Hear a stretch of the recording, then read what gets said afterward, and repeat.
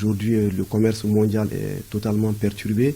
Les prix des denrées ont totalement flambé. L'approvisionnement des pays n'est plus assuré.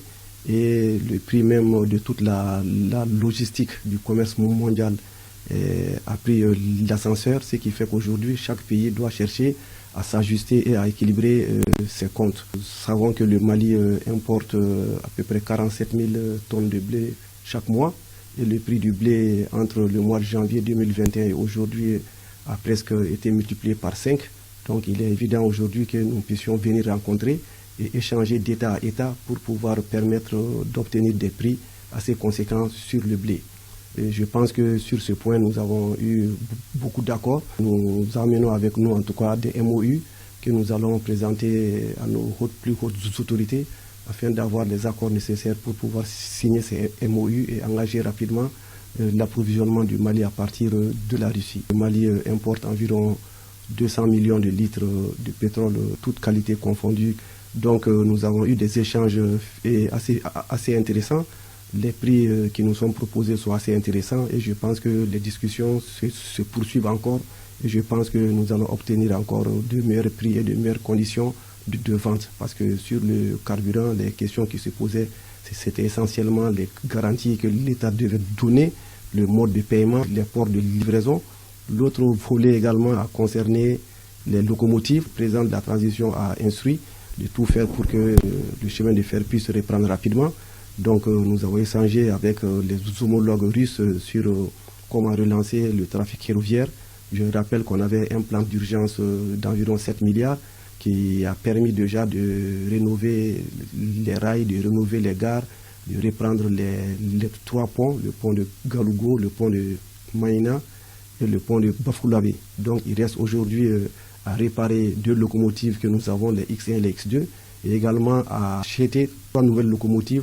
Il y a également les intrants agricoles. Le prix des intrants a fortement augmenté. Donc la Russie étant un pays exportateur d'intrants, nous avons discuté avec le ministère du Commerce russe de comment assurer un approvisionnement correct du Mali en intrants à des prix abordables. Les assurances nous ont été données que les quantités auxquelles le Mali peut prétendre et les dates de livraison que nous allons indiquer seront respectées.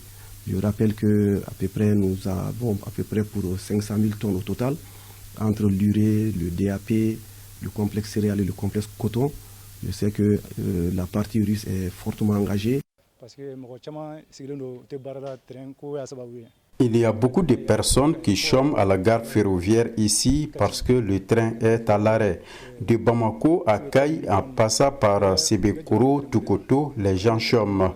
Nous avons appris la reprise des activités ferroviaires avec soulagement. Je suis gérant de pousse-pousse. Avec la reprise des activités ferroviaires, j'aurai une activité à exercer.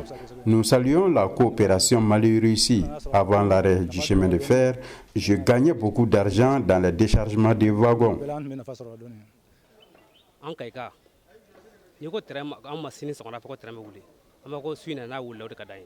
La population de Kay est pressée pour la reprise du transport ferroviaire au Mali. La vie de la première région est en partie liée au train. De mes grands-parents à moi-même, nous accordons tous un intérêt particulier au train. Depuis 2018, les autorités sont en train de nous tourner dans la farine par rapport à la reprise des activités ferroviaires. Espérons que cette fois-ci soit la bonne. Je suis de Walia, près de Bafoulabé. À partir de Kita, il n'y a plus de route pour arriver chez nous. L'accès est très difficile et c'est le train qui constitue notre moyen de transport privilégié. De Bafoulabé à Diamou, il n'y a pas d'accès pour les véhicules. Même si tu as un malade, tu es obligé de le transporter avec une moto.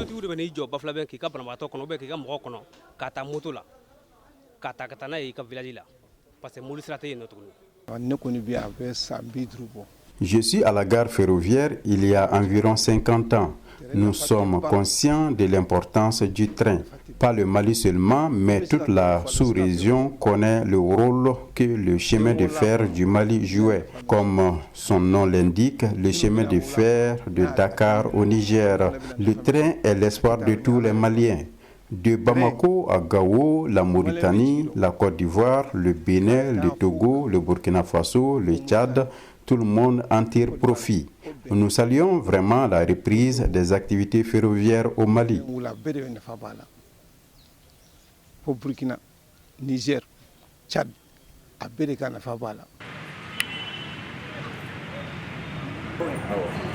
Merci.